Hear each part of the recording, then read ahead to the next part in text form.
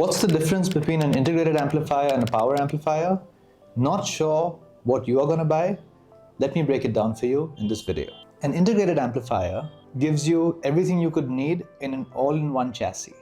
It lets you choose what kind of input you want, whether that's a CD player, it could be a streamer, the amp could have streaming built in. It lets you control the volume, it lets you switch between inputs, and in some cases, it lets you choose the output. The power amplifier, on the other hand, is just that. All it does is amplify the input signal and give you a high fidelity, high quality output signal. A power amp needs an integrated amp or a preamp to control the volume and switch between inputs, but nothing can amplify a signal like a specialized power amp can.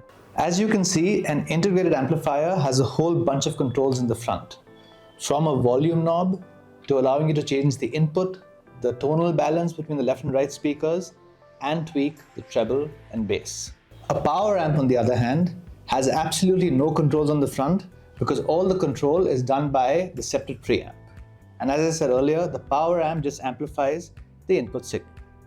So how do you hook up a pre or an integrated with a power amp? I'm going to show you. As you can see, even the back panels of the integrated amp and the power amp are very different.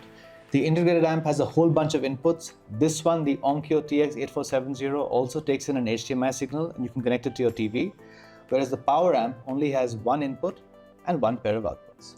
So the way I connect the integrated amp with the power amp is very simple. All I need is a pair of high quality RCA cables. I connect the RCA cables to the pre-out on the integrated amp, and I connect the same cables on the other end to the input of the power amp. And then what I do is I connect my speakers to the speaker terminals on the power amp. If I didn't have a power amp in the system, and I'm just going to take this away,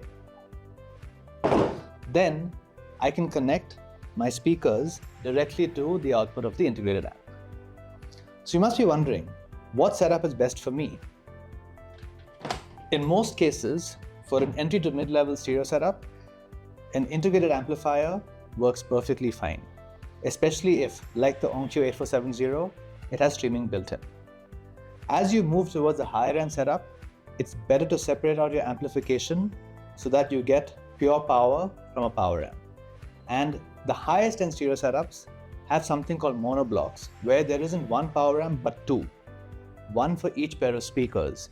And I'll be talking about that at some point when it comes to using our Bryston electronics.